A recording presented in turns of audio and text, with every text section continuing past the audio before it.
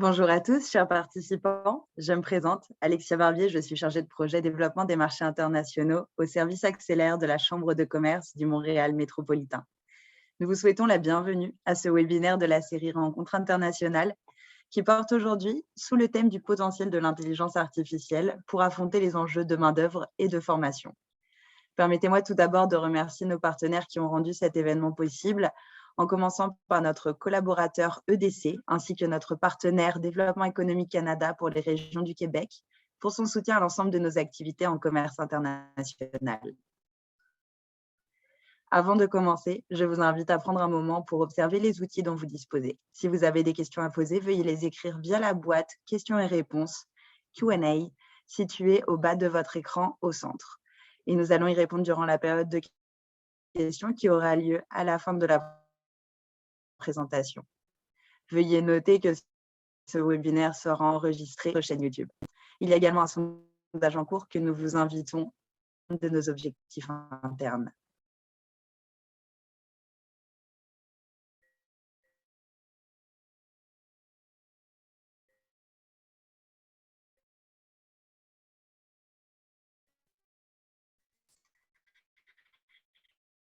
Permettez-moi maintenant d'introduire notre modérateur d'aujourd'hui. Nos invités, M. Kiet Kuong, vice-président chez Accélérateur d'intelligence artificielle, chez sont suivantes. Tout d'abord, nos invités se présenteront plus en détail. Ensuite, nous ouvrirons le panel de discussion qui abordera 4 grands thèmes reliés à l'intelligence artificielle et les enjeux de main-d'œuvre. Avant de débuter le panel de discussion, santé ainsi que leur entreprise, en faisant à vous.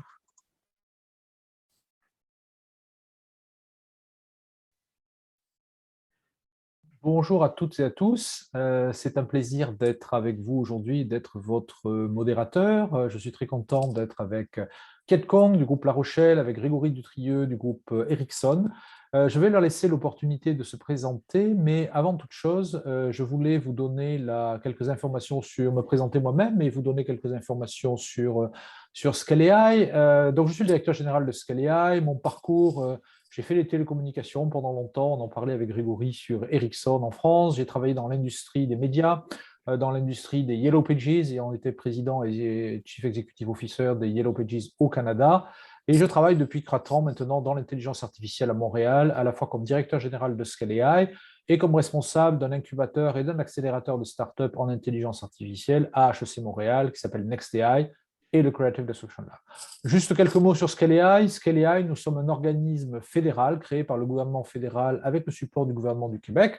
Notre mission, c'est d'aider les entreprises à investir en intelligence artificielle dans les domaines des chaînes d'approvisionnement. Donc concrètement, notre rôle, c'est de vous aider à investir en vous remboursant une partie significative de vos dépenses, soit sur des projets industriels. Donc nous finançons des projets d'adoption de l'AI ou de commercialisation de l'intelligence artificielle, en support de start-up via des incubateurs et des accélérateurs, et bien sûr en subvention de formation. Et à la fois le groupe La Rochelle et le groupe Ericsson ont été des entreprises qui ont fait des formations avec Scale AI et qui voudront partager leur expérience, non pas de travail avec Scale AI, j'espère qu'ils ont que des bonnes choses à dire sur notre collaboration, mais surtout de pourquoi, et c'est ça le plus intéressant pour vous tous, pourquoi eux ont fait le pari de la formation et l'importance de l'intelligence artificielle pour leurs organisations. Donc voilà pour cette petite présentation me concernant. Je vais maintenant laisser la parole à Grégory d'Ericsson pour qu'il vous dise quelques mots sur son parcours et puis aussi sur le groupe Ericsson. Tout le monde connaît le groupe Ericsson, mais il y a quand même sûrement des choses bien intéressantes à partager. Grégory, vous avez la parole. Merci beaucoup, Julien, et bonjour à tous. Donc, pour ma part, Grégory Dutrieux, il me fait plaisir d'être là aujourd'hui avec vous pour partager sur ce panel.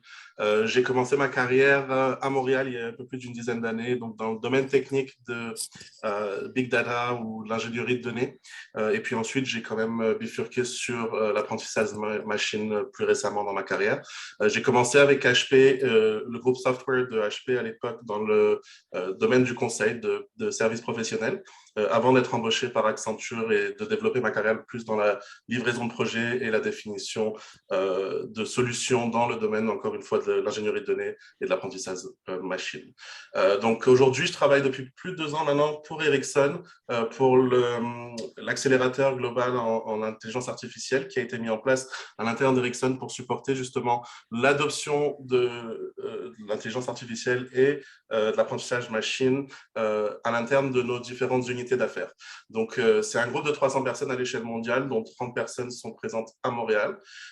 Et on est vraiment, on a pour mission principale de permettre à Ericsson d'aller développer ses compétences et d'aller enrichir ses produits avec des composantes en intelligence artificielle qui est pour nous le futur du développement de nos réseaux, dans le fond. Et pour ceux qui ne connaissent pas Ericsson, je ne l'ai pas mentionné, mais Ericsson, c'est un leader mondial de la télécommunication. Ça fait plus de 140 ans qu'on travaille sur les lignes fixes, puis depuis maintenant à peu près une quarantaine d'années sur le développement des réseaux mobiles. Donc, on fournit des solutions, évidemment logicielles et hardware aussi. Excusez-moi, j'utilise principalement des mots en anglais dans mon travail de tous les jours, donc je risque de ramener de l'anglicisme dans certains mots. Mais tout ça pour dire qu'on fournit donc des solutions qui permettent aux opérateurs de développer et de supporter les réseaux téléphoniques. Donc, on a contribué à l'évolution des technologies comme la 2G, la 3G, la 4G, enfin LTE et maintenant la 5G.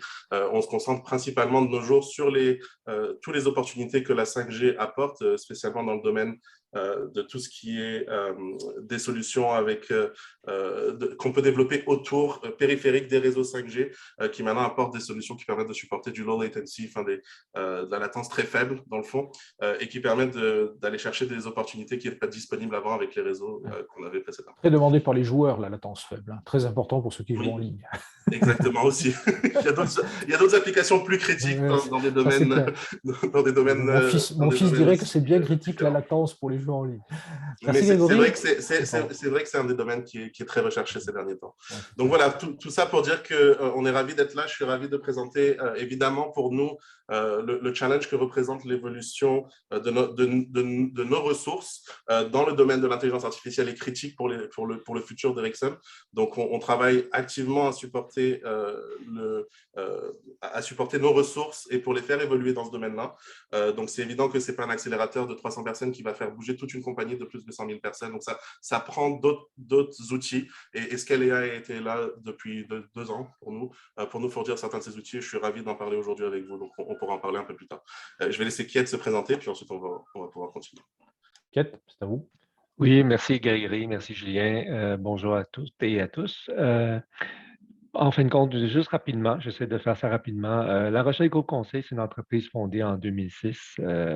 Puis on a 2 bureaux présentement à Montréal et Québec. C'est une entreprise de taille humaine, spécialisée en valorisation des données et de transformation numérique. Je vais aller un peu plus de détails tantôt. On a à peu près 175 ressources. Donc, on a 135 employés permanents et environ 40 collaborateurs qui travaillent conjointement avec nous. Donc, Kiet Kwong, vice-président chez La Rochelle, je suis très fier d'avoir participé en fin de compte à la fondation au démarrage de l'entreprise. Avec mes partenaires, c'était mes amis, mes patrons, mes anciens gestionnaires dans une grande entreprise, par exemple. Je suis responsable de développement des 3 centres d'excellence chez La Rochelle. Et puis aussi l'offre que je dois gérer pour faire commercialiser les différentes offres de services qu'on a et gestionnaire de quelques comptes clients majeurs. Depuis les 24 dernières années en mandat ou en gestion, j'ai développé une expertise de démarrage de projets et aussi en gestion de développement de solutions ayant un fort lien avec les données. Les 4 services qu'on offre de façon très brièvement, c'est stratégie transformation numérique. On a développé une façon de faire pour développer les feuilles de route en harmonie avec la culture des entreprises pour faciliter le virage numérique et aussi éviter les éparpillements des différentes initiatives, justement en termes de dépendance, en termes d'arrimage d'une initiative à l'autre. Et puis, les feuilles de route, par exemple, les éléments qui pourraient faire partie de la feuille de route pourraient être des changements organisationnels, des nouvelles orientations technologiques, aussi également intégrer des meilleures pratiques en gestion des données. Le deuxième service qu'on offre, c'est développement, intégration et déploiement. Nous équipons les entreprises en fin de compte à créer la fondation technologique intégrée pour faciliter justement le passage de la transformation numérique par le biais, par exemple, des services infonuagiques, développement, par exemple, des différents microservices et aussi la mise en place d'une culture DevOps pour faciliter l'amélioration continue et aussi le déploiement de façon plus fréquente et plus efficace. L'intelligence d'affaires et analytics, c'est notre troisième service qui est un peu où on a plus de bassins en termes de ressources. Ça permet aux entreprises de découvrir le plein potentiel des données, valoriser les données davantage et aussi de pouvoir les exploiter de façon facilement avec notre expertise de visualisation intuitive et optimale. Puis le dernier, c'est pour ça que je suis là aussi, c'est le dernier service qu'on a créé il y a 2 ans et demi. C'est l'intelligence artificielle appliquée.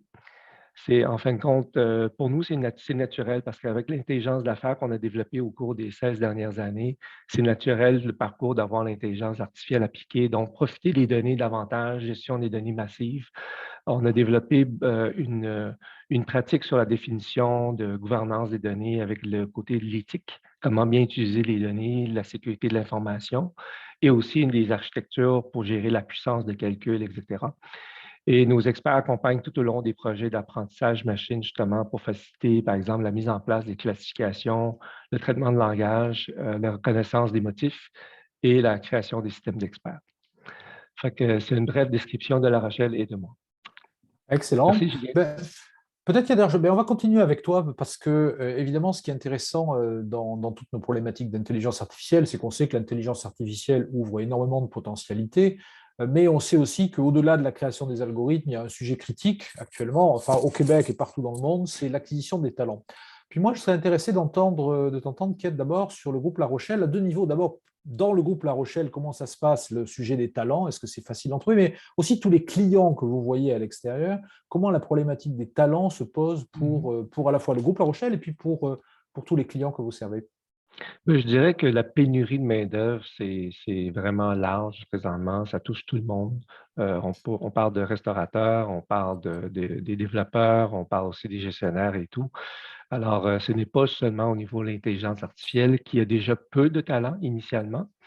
L'enjeu n'est pas si grand présentement au niveau de l'intelligence artificielle. La raison pourquoi, c'est que il y a beaucoup de projets qui sont en discussion, qui sont en cours, par exemple, peut-être des petites initiatives, peut-être des plus gros.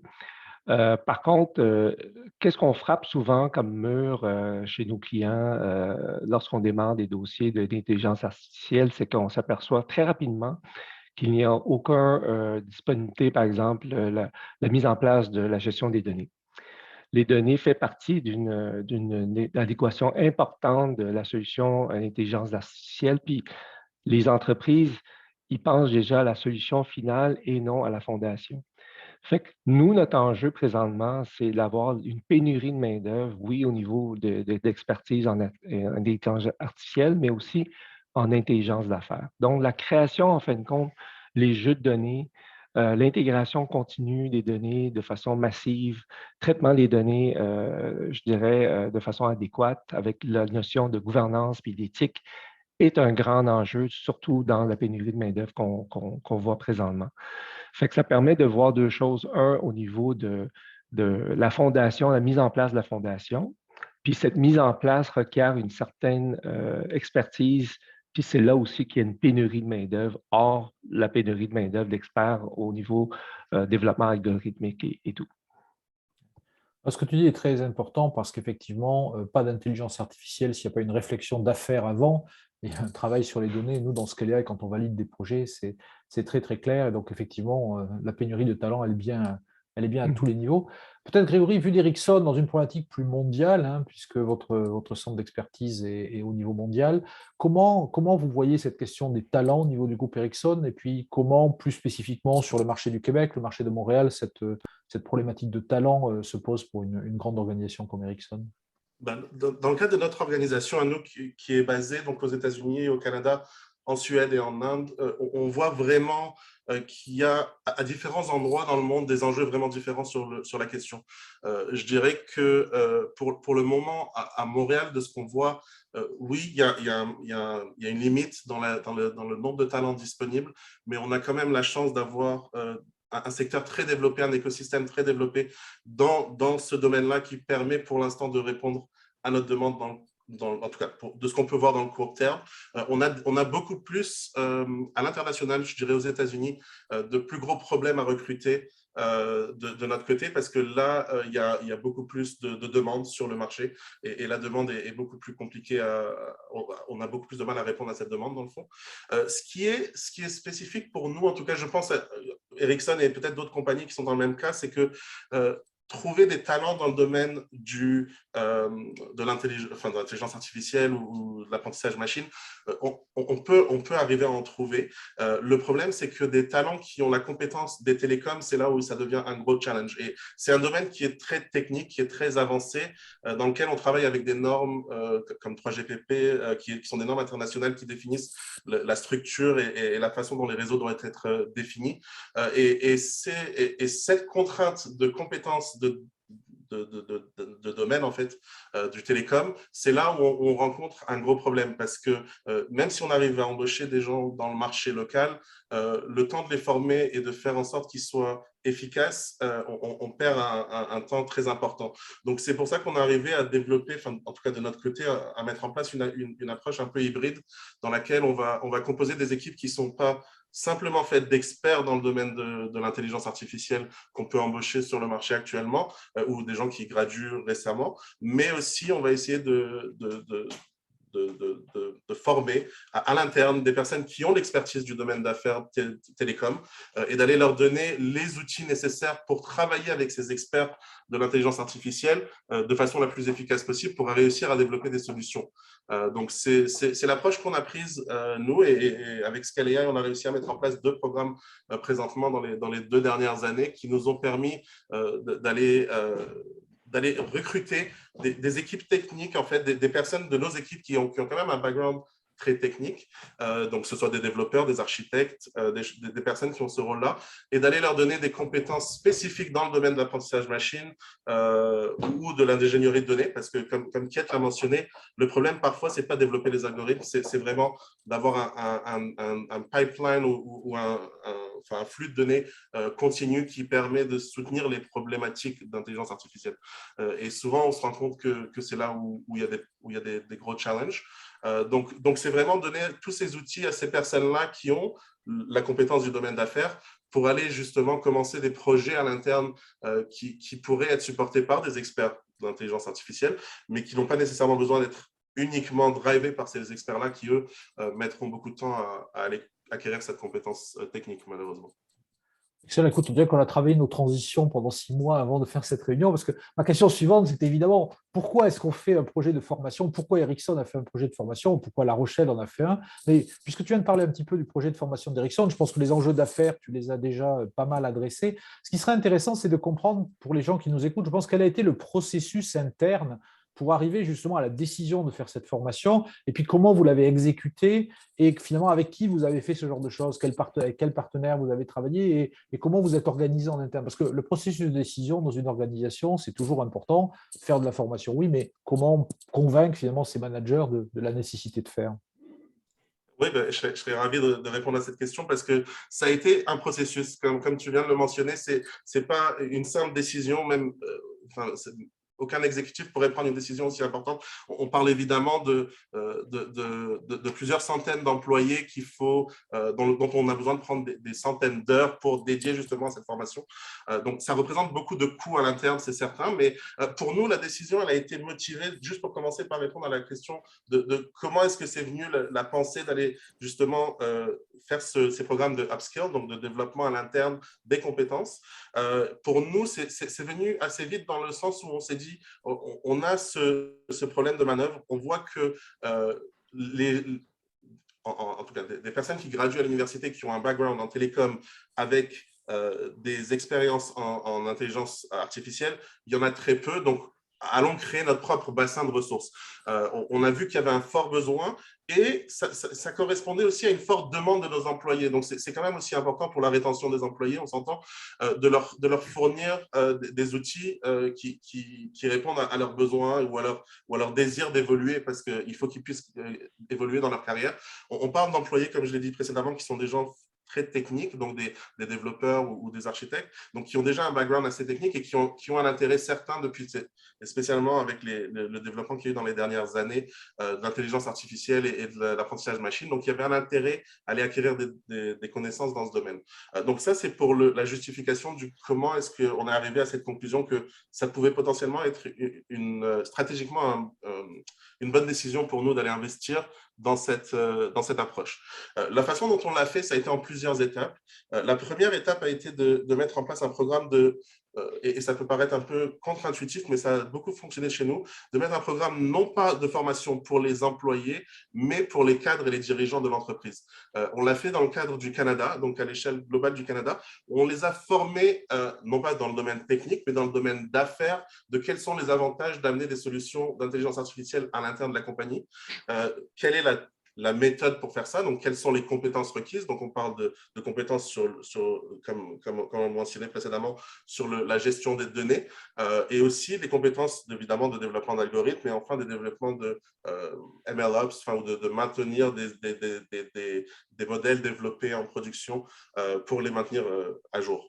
Donc on a vraiment présenté ça dans son ensemble et puis on a présenté l'intérêt que ça pouvait apporter à leurs solutions existantes dans le sens où on allait leur demander de faire un gros effort financier pour justement dédier du temps de leurs employés. Donc, on a préféré commencer avec cette approche. Ça a été assez intéressant et ça a bien marché parce qu'on a travaillé avec HEC, l'école des dirigeants d'HEC ici à Montréal pour mettre en place ce programme et Ivado. Donc, on avait donné deux séries de ce programme. Ça a tellement bien marché qu'avec ça, on a décidé aujourd'hui de mettre en place ce programme à l'échelle mondiale. Donc, on l'offre dans différents pays aujourd'hui. On parlera ensuite des succès, justement, parce qu'il faut, je pense que c'est important de tirer les leçons, mais c'est intéressant de voir le setup. Puis j'aimerais entendre Kate aussi sur le groupe La Rochelle aussi a investi, j'imagine, beaucoup en formation et a fait des formations aussi en intelligence artificielle. Donc j'aimerais comprendre aussi quel a été le rationnel, quel était le raisonnement derrière, quelle cible vous avez essayé de faire. Puis après, on reviendra effectivement sur les résultats et comment vous avez vu la transformation de ce genre de choses. Merci, Julien. Je vais juste expliquer rapidement que chez La Rochelle, on a instauré un programme de formation, on appelle ça le développement de compétences. C'est une obligation d'avoir 5 jours de formation annuelle. Une obligation, pourquoi? Parce que nous, on est en fin de compte, on fait du service conseil, on est en clientèle. Ceux qui sont en client, souvent, c'est ceux qui ne font pas de formation parce qu'ils sont très occupés. Puis souvent, ils vont retarder la formation, etc. Fait que là, nous, qu'est-ce qu'on veut? C'est leur aider, en fin de compte, à toujours garder un edge dans le marché. Donc, on applique cette règle-là, ce programme-là qui est 5 jours de formation obligatoire pour les aider. Et aussi, ça devient aussi une valeur ajoutée pour La Rochelle également à nos gens et aussi pour nos clients. Donc, dans ces 5 jours-là, qu'est-ce qu'on a dit? C'est où sont nos manques à gagner, où sont nos évolutions potentielles. Vu que c'est un nouveau service qu'on a mis en place il y a 2 ans et demi, c'est normal que c'est un service qui va prendre en maturité avec le temps. On s'est donné 3 ans pour le faire, donc il faut mettre en place des démarches pour y arriver avec une maturité. Les manques à gagner qu'on a sont souvent sur la notion de jargon avec le clientèle, s'assurer qu'on parle vraiment du AI et non de juste de gestion de données ou du reporting. Donc, il y a des sessions d'idéalisation, en anglais, on appelle ça du design thinking, des fois du value added sessions. Il y a plusieurs termes pour ça, mais souvent, qu'est-ce qui arrive, c'est qu'il y a beaucoup de gens qui ont des bonnes idées. On met tout ça ensemble, puis on développe des nouvelles opportunités pour nous. Ça, c'est au niveau commercialisation. Mais en même temps, un autre manque à gagner qu'on s'est aperçu aussi, c'est qu'on a des gens très, je dirais, de livraison continue de façon très technique. Fait qu'est-ce qui nous manque en fin de compte au niveau du AI ou de l'intelligence artificielle, c'est justement comment qu'on va démarrer le projet. Comment qu'on démarre bien le projet, comment qu'on justifie les ROI. Comment qu'on gère lorsque on n'atteint pas l'objectif au bout de 3 mois, au bout de 6 mois? C'est quoi le parcours dans un projet AI? Ça, c'est le plus important pour nous aussi parce qu'on fait face à des demandes clientèle. On veut juste s'assurer qu'on répond aux exigences, mais aussi qu'on atteint une valeur ajoutée lorsqu'on travaille chez eux. Fait que la façon qu'on a fait, c'est avec un collaborateur qui s'appelle CDI. On a mis en place une formation excuse-moi l'anglicisme, mais custom. Donc, Sur vraiment mesure, sur dédié, mesure. sur mesure, vraiment dédié pour nous, sur nos manques à gagner. Puis la façon que je l'ai amené, c'est vraiment de façon top-down. Désolé encore pour l'anglicisme. L'idée, c'est quoi? C'est on ajoute plusieurs départements ensemble parce qu'au niveau du AI, on a besoin que nos recruteurs, les départements d'acquisition de talent se démarquent davantage, comprennent les différents jargons, comprennent qu'est-ce qu'on recherche comme personnel. Au niveau vente, la même chose, il faut qu'on commercialise notre offre. Donc, c'est important qu'on parle le même langage. Et aussi, on a développé une approche, comment démarrer un dossier chez un client. Et également, nos gestionnaires de ressources également pour gérer justement leur parcours de carrière, etc. Fait qu'on y va top-down. Qu'est-ce qu'on fait? C'est qu'on décide qu'on donne une formation à tous les gestionnaires, en fin de compte. Puis les gestionnaires vont pouvoir développer d'autres programmes de formation pour chacun de leur équipe dédiée. Donc, on y va vraiment de façon sur mesure, en mode collaboration, des échanges, etc. Fait que ça permet un peu de voir, Julien, comment on s'est organisé. C'est bien, c'est vraiment intéressant ce que vous dites tous les deux en disant que vous partez vraiment des gestionnaires et fait que finalement le changement de culture autour de l'intelligence artificielle, oui, c'est former les gens qui font les algorithmes, qui travaillent sur la donnée, mais c'est aussi former les gens qui travaillent sur les besoins d'affaires. Peut-être Kate, pour te laisser la parole là-dessus, justement, qu'est-ce que vous avez retiré, enfin, donc vous avez lancé ces projets de formation, ça fait maintenant 2 ans et demi, qu'est-ce que vous en avez retiré? Quelles leçons finalement vous en tenez et comment vous voyez la suite de ce processus? Ben, juste spécialement pour La Rochelle, je te dirais, c'est pas applicable chez nos clients ou partout ailleurs. C'est qu'il y a 2 leçons qu'on serait retirées. Un, c'est que c'est très vaste. AI est très vaste. On peut faire beaucoup de choses avec l'AI. On a plein de possibilités. Puis, il y a dans d'autres industries, par exemple, qui ne voient zéro possibilité. Fait qu'on voit vraiment 2 extrêmes. Il y en a un qui dit AI ne me sert à rien, je ne pense pas que ça sert à quoi. Probablement qu'ils ont raison, ou peut-être ils n'ont pas une ouverture pour voir d'autres choses ou avoir une évolution sur leurs différentes opportunités qu'ils vont avoir. Puis de l'autre côté, ils disent je sais exactement qu'est-ce que je veux, mais je ne sais pas comment s'y prendre, etc. Fait que nous, on a 2 types de clientèle qu'on doit répondre à ça. Puis nous, qu'est-ce qu'on voit, c'est que la formation nous permet de justement créer une façon de répondre à ces questionnements-là pour que les 2 côtés soient répondus. Ça, c'est un. 2, on a beaucoup de clientèle qui ont des opportunités, vraiment des opportunités. Je vais donner quelques-unes, par exemple, juste la notion de gestion de tout ce qui est achalandage, juste la notion de gestion de la congestion, les agents conversationnels un peu plus intelligents pour justement, tu disais tantôt, il y a des pénuries de main-d'œuvre, fait qu'il y a moins de gens dans les centres d'appel. Ça permet à répondre à un certain nombre de clientèles sans avoir un individu derrière le téléphone et tout ça, d'avoir, par exemple, des réponses par texto et tout ça. Il y a aussi la gestion, par exemple, d'inventaire logistique qui est très demandée avec la pénurie de main-d'œuvre au niveau logistique, au niveau de tout ce qui est livraison et tout. Puis, un bon point avec un lien avec Grégory, c'est qu'aussi on a participé à un projet en lien avec le 5G, justement la gestion des possibilités d'anomalies, justement avec la latence qui est très attendue. On ne permet pas d'avoir une diminution de ça, sinon ce n'est plus le 5G, en fin de compte, qu'on a mis en place. C'est du 5G temporaire ou intermittente. Alors, ça aussi, c'est des beaux dossiers. Puis, moi, comme passionné aussi, j'ai beaucoup mis l'accent sur, par exemple, à comprendre comment ça marche avec l'entraînement des données et tout ça. Fait que moi-même, je me suis lancé là-dessus au niveau, par exemple, un exemple, c'est l'acquisition des données pour tout ce qui est achat et vente au niveau boursière. C'est les données disponibles, c'est facile à s'entraîner, en fin de compte, et tout, pour tester un peu nos talents et tout ça. Fait qu'il y a plein de possibilités. Il faut juste qu'on soit capable de répondre à ceux qui concernent principalement nos clients. C'est pour ça que je dis c'est très sur mesure la formation qu'on a parce qu'on fait face à des besoins clientèle et non au niveau d'une industrie quelconque seulement. Non, mais Grégory, tu avais déjà commencé à en parler. On est très fiers, évidemment, côté Scalea, d'avoir accompagné Ericsson dans cette transformation, puis surtout d'avoir fait de ce programme de formation un benchmark au niveau mondial. Est-ce que tu peux nous parler effectivement au sens large des résultats que vous avez vus et pourquoi Ericsson, finalement, maintenant, envisage de déployer ce programme beaucoup plus largement, parce que c'est évidemment une belle preuve de succès?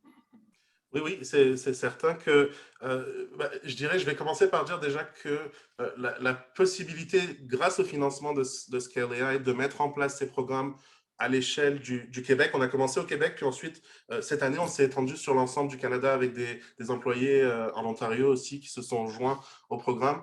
La possibilité d'avoir fait ça nous a permis de démontrer à travers ce projet pilote qu'il y avait une vraie valeur ajoutée en fait en investissant sur nos ressources techniques et en leur donnant des compétences en termes d'intelligence artificielle pour aller non pas remplacer la main-d'œuvre qui est une main-d'œuvre nécessaire, qui a des compétences très, très avancées dans le domaine, mais aller la complémentariser dans l'exécution des projets parce qu'ils peuvent justement travailler ensemble et devenir beaucoup plus efficaces et permettre des livraisons de projets beaucoup plus rapides. Donc oui, ça a été un projet de pilote qu'on a mis en place à l'échelle du Canada et on a prouvé avec des coûts beaucoup moindres que ce qui aurait été le coût total sans les subventions de Scale AI, que c'est possible de le faire et qu'il y a une valeur ajoutée au résultat. Et la façon dont on est arrivé à cette conclusion, en fait, qui est assez intéressante, ça se reflète dans l'évolution du type de formation qu'on a proposé. Donc, comme je disais, c'est un programme qui s'est fait en 2 années. La première année, ça a été une formation avec HEC qui a été beaucoup plus orientée, et je pense que c'était nécessaire. Je ne dis pas que c'était une erreur du tout, mais c'est une formation qui a été orientée beaucoup plus sur l'apprentissage des technologies de l'intelligence artificielle, hein, mais beaucoup moins hands-on. Donc vraiment beaucoup de cours théoriques avec presque 3 heures par jour, où il y a, en tout cas pour les journées de classe, où il y avait des cours et un professeur qui présente, qui était, je pense, une compétence qui était nécessaire que nos ressources puissent acquérir. Et spécifiquement on a commencé au tout début avec le développement, où on n'a même pas nécessairement vu des compétences vraiment techniques dans l'intelligence artificielle, mais ne serait-ce que apprendre à nos ressources à développer en Python au lieu d'autres langages qu'ils utilisaient précédemment, parce que c'est quand même le langage d'informatique qui est le plus utilisé dans le développement des preuves de concept et des projets pilotes en intelligence artificielle aujourd'hui. Donc, ne serait-ce que de leur apprendre ça dans ce cours-là, puis ensuite d'aller chercher différentes techniques plus approfondies dans le machine learning, en fait, d'apprentissage automatisé. Donc, ça nous a permis de leur donner une base et on a réussi à avoir à peu près 170 employés qui ont participé à cette première occurrence ou ce premier training. Ce qu'on a appris dans le deuxième training, en fait, avec le feedback des employés qui ont assisté au premier, c'est qu'il y avait un besoin concret de mettre en application les compétences qu'ils avaient apprises. Donc, ce qu'on a fait dans le deuxième training, qui est en cours en ce moment, qu'on a développé, qui a commencé au mois de octobre dernier, qu'on a développé avec Concordia cette fois-ci, qui lui a été ce qu'on appelait, excusez-moi le langage en anglais, mais un Project-Based Learning Program. Donc, un programme d'apprentissage basé sur des projets. Donc, nos ressources, et ça répond exactement à ce que disait Kiet, qui est que apprendre un vaste domaine comme l'AI pour des ressources qui sont très techniques et qui focusent sur des problèmes concrets, ça peut être très compliqué, ça peut être pas forcément ni nécessaire ni très rentable. Par contre, si on leur permet de leur donner les outils spécifiques pour répondre aux problèmes auxquels ils sont habitués de répondre, donc les problèmes spécifiques à leurs problèmes d'affaires et problématiques d'affaires sur lesquels ils travaillent dans leur groupe à l'interne d'Ericsson, donc que ce soit on a différentes unités de développement à l'interne. Si on leur donne les outils spécifiques pour répondre à ces problèmes-là, ben là, on voit qu'ils sont beaucoup plus efficaces dans la réalisation de leur projet. Donc, on a vraiment changé la problématique et on a décidé de prendre une approche où les ressources universitaires qu'on a de Concordia donnent seulement 1 heure de cours par jour aux ressources, qui permet quand même d'acquérir un minimum de compétences théoriques qui est nécessaire. Mais après, on a 2 ou 3 heures, ce qu'on appelle des cliniques de projet, donc dans lesquelles les gens vont pouvoir aller et focuser sur le problème qui est par groupe de 4 ou 5 personnes, dans le fond, focuser avec un professeur sur un problème spécifique et ils se rencontrent toutes les semaines, même des fois 2 fois par semaine, pour vraiment faire évoluer le projet tout au long du cycle de vie de ce projet-là, dans le fond. Et là, vraiment, les gens ont la chance de mettre en pratique la théorie qu'ils ont appris et de produire de la valeur ajoutée, parce que ça a été concrètement une des facteurs décisifs pour convaincre les managers d'investir du temps de leurs employés. C'est que c'est les managers qui ont amené les problématiques d'affaires sur lesquelles les employés travaillent. Donc, vraiment, on travaille sur des projets qui ont un impact direct sur le domaine d'affaires d'Ericsson et qui vont pouvoir être utilisés par la suite dans nos services ou nos produits directement. Donc, Et le groupe Ericsson envisagerait de former combien de personnes maintenant mondialement? Enfin, si le groupe Ericsson déployait vraiment la formation, ça serait combien de personnes qui seraient visées, juste pour donner un ordre de grandeur? On a 100 000 employés au total. On a quand même à peu près 25% de notre travail, oui. groupe, si vous voulez, qui est déjà formé dans ce domaine ou qui ont des compétences très avancées en recherche et développement. Donc, on a quand même un gros pool d'employés. Là, pour l'instant, ce qu'on propose, c'est juste de mettre en place le même schéma à l'étranger. On a fourni, on a commencé, enfin, on recommence au tout début du cursus, en fait, du processus, parce qu'on a HEC qui travaille présentement avec notre équipe de Learning et Développement en Suède, au headquarter, pour mettre en place ce programme pour les managers. Donc, l'idée, c'est vraiment d'aller travailler sur le top-down, l'approche top-down, qui est de se dire, il faut convaincre l'importance de développer les ressources. Et ensuite, on va progressivement aller déployer des programmes similaires. Il en existe déjà. Il faut reconnaître qu'on a été pionnier dans l'approche du project-based learning, mais il y avait d'autres programmes qui existaient, mais ils étaient beaucoup plus basés sur des cours online. On a des partenariats avec Coursera, avec d'autres outils qui sont très importants et qui nécessitent d'être suivis par les employés, mais qui donnent moins d'opportunités de contenir, de garder l'information qui a été apprise, parce qu'il n'y a pas vraiment de hands-on, de possibilité de travailler avec les outils qui ont été, que nos employés ont acquis, c'est les compétences qu'ils ont acquises. Excellent. Peut-être puisqu'on nous reste 5-6 minutes avant de passer aux questions, peut-être, ça serait intéressant. C'est sûr que, comme un groupe de services conseil, c'est sûr que le talent pour vous, c'est critique. Ce serait vraiment intéressant de t'entendre à la fois sur la logique d'ailleurs de rétention du talent, parce qu'on a parlé d'acquisition, mais on sent bien que la rétention du talent, c'est un sujet important. Et comment tu vois, et ton groupe, et puis tes clients, comment vous voyez tous le talent comme un levier économique dans le futur? En fin de compte, on fait face à une grande difficulté, c'est que les talents sont très intéressés par l'AI. Il faut s'assurer que chez La Rochelle, nous, on a assez de projets pour eux, donc pour les retenir, pour les satisfaire en termes d'évolution de carrière et tout. Mais en même temps, on ne veut pas non plus avoir des ratés. Donc, c'est important qu'on maîtrise bien notre façon de faire, nos apports de valeur, puis avec la formation, ça va les amener à acquérir assez de connaissances. Donc, quand je dis assez de connaissances, on est toujours en mode des fast followers. Qu'est-ce que ça veut dire? C'est qu'on est en avant du marché 6 mois à 1 an d'avance, pas trop, ni en rattrapage et tout. Fait que ça, c'est la balance qu'on est toujours en train de chercher, parce qu'il faut comprendre que la difficulté des fois qu'on a, c'est que si on développe des gens très talentueux trop vite, il n'y a pas assez de projets pour eux, ils vont probablement chercher ailleurs. Il y a aussi ça comme enjeu. Donc, la balance est très importante de maîtriser l'offre et la demande dans notre domaine. Deuxièmement, qu'est-ce que je dirais au niveau, disais tantôt, Guéry, tu disais, il ne faut pas investir partout parce qu'à un moment donné, ce n'est pas rentable, ce n'est pas optimal. C'est 100% vrai, j'appuie ça encore une autre fois. Je réitère le fait que les algorithmes dans le marché, ça existe. On n'est pas là pour développer des algorithmes super avancés pour faire des jeux et tout ça. On est là pour répondre à des problématiques d'affaires. Donc, l'enjeu qu'on a, c'est de bien comprendre les algorithmes, puis de bien choisir pour ne pas perdre du temps, puis pas faire trop d'échecs là-dessus.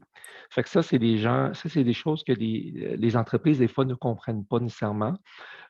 Qu'il y a déjà des choses qui existent. Par exemple, tout ce qui est random forest, c'est des algorithmes qui existent déjà, qu'on peut déjà employer aujourd'hui au niveau d'identification des images, par exemple. Est-ce que c'est la même personne versus quand on parle d'achalandage? Exemple, au Japon, juste donner un exemple. Les gens fonctionnent encore par ticket. Je rentre puis je sors avec le même ticket pour qu'ils puissent suivre l'achalandage puis suivre où les gens vont pour optimiser leurs trains, leurs autobus. Oui, c'est bien, c'est super bien fait. C'est pour ça qu'il n'y a pas vraiment de retard dans ces régions, dans ce pays. Mais ils peuvent faire aussi mieux chez nous, au Canada ou chez eux. C'est justement l'identification des images pour dire est-ce que cette personne-là, c'est la même personne qui est rentrée par là et qui sort par là. L'enjeu, c'est de les donner. c'est les algorithmes à appliquer et également le côté éthique. Est-ce Le que privacy, c'est les lois privacy, etc.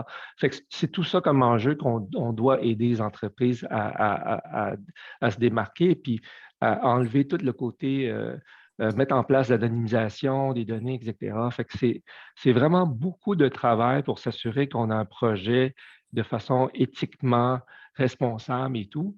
En même temps, on devrait faire appel beaucoup aux universités. Honnêtement, je travaille beaucoup avec Polytechnique présentement. Ils ont des façons de penser très structurées et tout. Ça nous aide aussi à amener cette expérience-là chez le client.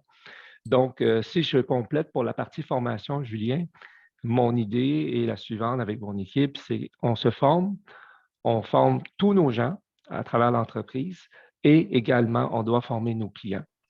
Donc, on va se commencer par nous et ensuite, on va chez le client pour les former également à travers soit le programme Scale AI ou autre. Mais l'idée, c'est qu'il faut que notre société soit consciente des possibilités et aussi de prendre les bonnes approches. Excellent, peut-être Grégory, peut-être pour la dernière, peut-être aussi en mot de conclusion, comment vous voyez, enfin comment tu vois pour Ericsson en fait le sujet du talent, j'imagine que c'est un sujet critique, mais comment vous le voyez dans le long terme, ce sujet du talent, de la formation, de l'investissement dans le talent? Je pense qu'il est, j'en ai mentionné rapidement un peu plus tôt, mais pour nous, c'est très important et je pense que c'est quelque chose que beaucoup de compagnies, spécifiquement les compagnies qui ont un domaine d'affaires très spécifique et pas très répandu. Je veux dire, Ericsson, on a peut-être le nombre de concurrents qu'on a dans le marché mondial se compte sur les doigts d'une main. Je veux dire, ce n'est pas nécessairement des solutions qui sont disponibles sur Internet ou qui peuvent être achetées parce que le fait est que les données avec lesquelles on travaille sont vraiment spécifiques à notre domaine d'affaires.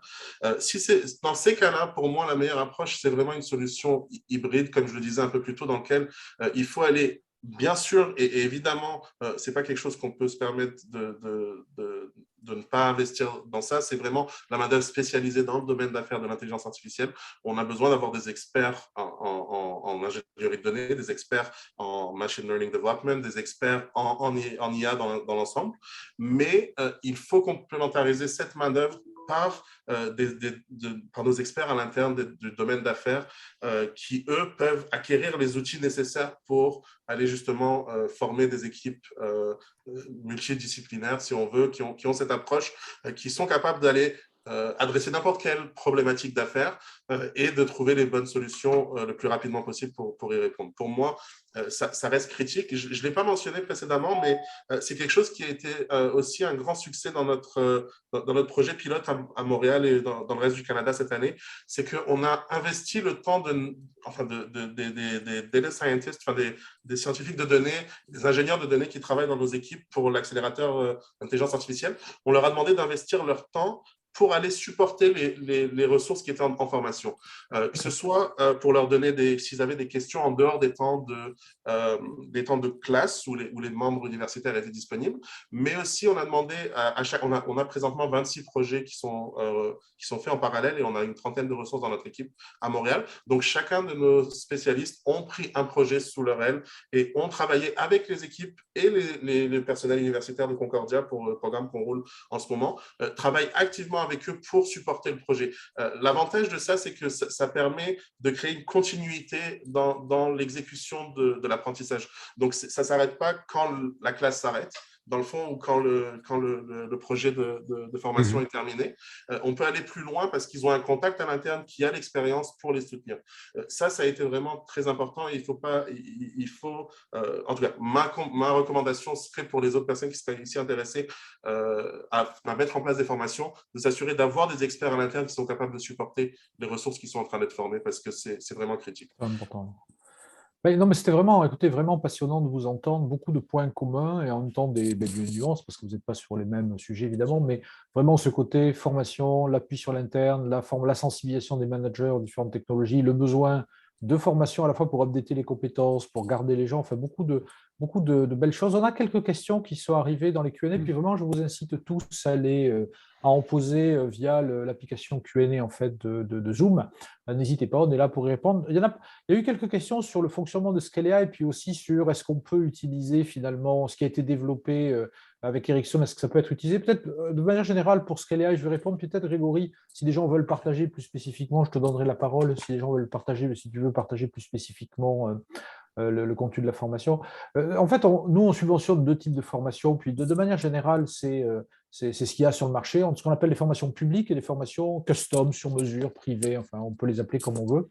Les formations publiques, tout simplement, on labellise des programmes sur plus de 200 institutions au Québec qui fournissent en fait des formations autour de l'intelligence numérique. Donc, il y a un catalogue de formations publiques avec des organismes aussi variés que des cégeps, des universités, qui sont donnés par des OBNL partout au Québec et qui en fait sont labellisés par Scale.ai et qui permettent aux gens qui veulent être formés à titre individuel, d'une certaine façon, 50% de réduction sur le coût de la formation. Donc, vous pouvez aller sur scale.ai.ca, sur le site internet, vous avez la liste des formations accréditées par Scale.ai et si vous vous inscrivez à ces formations et que vous êtes éligible, vous ne paierez que la moitié de ces formations. Scale.ai prend en charge l'autre moitié de la formation. Donc, j'allais dire, ça s'adresse à des gens qui, pratiquement à titre individuel, veulent aller se former aux différentes problématiques de l'intelligence artificielle. Et puis, il y a les formations sur mesure que Kiet et Grégory ont décrites. Dans ce cas-là, c'est une entreprise qui vient avec un ou plusieurs organismes de formation, avec un projet, qui vient nous voir pour financer. Puis là, on va rembourser une portion très significative des dépenses éligibles qui peut aller jusqu'à 85%. En moyenne, c'est plutôt autour de 50%, mais ça permet à une entreprise de se faire subventionner en fait un programme de formation sur mesure. Alors, dans ce programme de formation sur mesure, dans un programme public, évidemment, c'est l'institution académique qui possède le programme, les sources, enfin la propriété intellectuelle en quelque sorte du programme. Dans le cadre d'un programme privé, évidemment, c'est l'entreprise cliente qui possède. Donc Valérie, vous avez posé une question sur est-ce qu'on peut avoir accès? Vous pouvez toujours demander à HEC ou à Concordia de vous faire un programme comme celui qui a été fait pour Ericsson. Mais peut-être, Grégory, je ne sais pas si Ericsson serait prêt à partager un certain nombre d'éléments de formation, ce qui relève enfin, du secret d'affaires, entre guillemets, mais je pense que ce serait intéressant de vous entendre là-dessus. Parfait, je vais répondre oui, bien sûr. Et pardon. Donc, évidemment, il y a toujours une composante du training qui a été customisée ou faite sur mesure pour Ericsson et qui n'est pas quelque chose qu'on pourrait rendre public parce que, par exemple, la liste des projets sur lesquels on travaille sont des projets assez spécifiques et donc on ne pourrait pas se permettre de rendre ça public. Mais on a rencontré déjà plusieurs entreprises et on est ravis de faire une présentation générique des programmes qu'on a mis en place. Et je sais que HEC et Concordia, les deux, sont prêts à réoffrir ces programmes à d'autres compagnies. On en a parlé avec eux et on n'a aucun problème avec ça. Évidemment, ce n'est pas du plug and play. Ça va demander un certain investissement de votre part parce que pour que le programme soit le plus efficace possible, la recommandation que j'aurais pour vous, c'est vraiment de vous investir et ça fait partie de l'avantage d'avoir des programmes faits sur mesure, qu'on peut justement développer certaines composantes ou certains aspects de l'apprentissage pour aller le rendre vraiment spécifique à votre population cible, dans le fond. Donc, pour nous, par exemple, on a beaucoup insisté sur toutes les techniques d'anomaly detection, de choses qui traitent avec des time series, des choses comme ça, parce que c'est le type de données qui est le plus présent, le plus fréquemment présent à l'interne. Mais après, c'est peut-être différent dans vos entreprises à vous, et c'est là l'avantage de ces programmes, et évidemment, vu qu'ils sont subventionnés, c'est encore plus intéressant de les utiliser. Ceci dit, pour me permettre, Julien, juste de revenir, pour les programmes plus génériques qui sont disponibles, j'aimerais mentionner que nos équipes à nous, nos data scientists qui sont des experts dans le domaine, utilisent ces programmes et c'est vraiment important parce qu'ils ont eux aussi besoin de continuer à évoluer dans leur domaine spécifique, que ce soit du NLP ou d'autres domaines spécifiques de l'intelligence artificielle. Ils ont besoin de continuer à apprendre ce qui se fait et ce qui est disponible. Et on utilise très, très fréquemment ce genre de programme, que ce soit ceux qui sont offerts par Scale.ai ou aussi ceux qui sont offerts par Ivado et Scale.ai. Il y en a où on peut avoir des programmes complémentarisés où on peut avoir encore plus de réduction avec la participation à Ivado. Je dois dire que Ericsson a été extrêmement généreux effectivement dans son partage d'informations avec d'autres acteurs. De manière générale, de toute façon, nous, notre petite équipe chez Scale.ai qui travaille sur les sujets de formation est toujours à votre disposition pour, si vous avez des questions sur les meilleures formations ou sur la capacité. On a évidemment, je vous dis, labellisé plus de 200 formations au Québec. On a financé plusieurs dizaines de projets sur mesure. Donc, on a une bonne expérience de ce qui s'est fait, des acteurs qui sont sur ce marché. Enfin, c'est sûr que sur les formations techniques, Ivado fait un travail remarquable. Grégory en a parlé, sur les différentes facultés de gestion des grandes universités au Québec, que ce soit HEC, Concordia, McGill ou autres. Il faut aussi un très gros travail sur le change management, qui est très important, sur l'intelligence numérique. Ce qu'il faut vraiment comprendre, c'est que l'intelligence numérique, c'est un tout. Je pense que vous l'avez bien compris, et de Kiet et de Grégory. Ça touche à la fois évidemment les dimensions technologiques, mais ça touche aussi le management. Ça touche tous les niveaux de l'organisation, parfois les conseils d'administration et les directions générales. Pour réussir des projets en intelligence artificielle, il faut que l'ensemble de l'organisation s'approprie, parce que ça part de l'intelligence d'affaires avant d'aller évidemment dans le développement d'un algorithme. On ne développe pas un algorithme pour le plaisir, on le fait parce qu'on répond à un besoin d'affaires. Et donc, le sujet de formation, le sujet de talent, vraiment, il s'inclut partout. Voilà, écoutez, peut-être, Grégory, peut-être un dernier mot avant qu'on redonne la parole à Alexia pour la conclusion, si vous avez un dernier mot à dire. La seule chose que je n'ai pas mentionnée aujourd'hui, qui était quelque chose qu'on a mis en place, qui s'est avéré être aussi intéressant pour motiver les ressources à l'interne qui suivent nos programmes de formation. On a mis en place un programme de certification qui vient à la fin de la formation, dans le fond, qui est une certification qui est reconnue à l'interne, qui, pour l'instant, on a un seul niveau, mais qui est éventuellement, on prévoit la développer à plusieurs niveaux. Et on a fait ça à l'échelle mondiale. C'est comme les ceintures de Six Sigma. Exactement. Et c'est une bonne façon de reconnaître la compétence qui a été acquise, et de deux, motiver les personnes à justement aller continuer à investir leur temps et à aller se développer, parce qu'ils ont quelque chose de concret qui peut être utilisé après dans leur propre évaluation personnelle de leur performance à la fin de l'année. Donc, c'est toujours très intéressant de mettre ça en place. Excellent. Kiet, peut-être deux petits points, Julien. Juste pour vous dire que chez La Rochelle, on croit tellement à la formation qu'on y va dans un autre niveau. Depuis le fameux 5 jours de formation obligatoire, on y va dans une version 2, en fin de compte. On met en place, en fin de compte, un programme qui va s'appeler l'Académie de La Rochelle. Qu'est-ce que c'est? C'est en fin de compte un programme de formation pour tous nos gens chez nous, pour différents besoins, pas juste au niveau AI, ça pourrait être au niveau gestion, ça pourrait être au niveau commercialisation. Puis qu'est-ce qui est intéressant, c'est que ce programme-là est aussi peut servir aux clients, éventuellement, pour leur éduquer sur la gestion des projets, différents types de projets, peut-être plus difficilement concevables dès le début et tout. Un point important aussi, c'est que la formation que Scale AI, disons, subventionne, supporte, ça supporte très bien le côté AI, mais surtout intelligence numérique. L'intelligence numérique est très large. Ça pourrait être au niveau gestion des données, ça pourrait être au niveau intelligence à visualiser la bonne information, monter orchestrer un storytelling pour que les gens puissent consommer la bonne information. Je pense que le point que je voulais faire, c'est que je pense que les participants devraient mieux comprendre ce programme-là, parce que ça ne se limite pas juste à AI, même si notre sujet d'aujourd'hui, c'est très orienté intelligence artificielle. Alors, chez La Rochelle, on veut créer aussi la formation pour justement aider la société, aider les différentes entreprises à concevoir ces compétences-là également. Excellent, je pense que ça conclut très bien notre discussion. Vraiment, merci à nos deux panélistes qui ont vraiment été très généreux dans leur partage d'informations. Alexia, je pense que je te rends la parole pour la conclusion de ce séminaire, et peut-être une meilleure connexion au tout début. Effectivement, les aléas du Zoom encore aujourd'hui, malheureusement.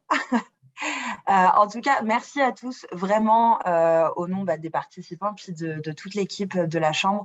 On tenait vraiment à vous remercier, Julien, Kiet, Grégory, pour ce partage enrichissant. Vos réponses et vos explications ont été super claires. Puis je pense que vous avez apporté des outils et puis des ressources fort pertinentes pour nos participants.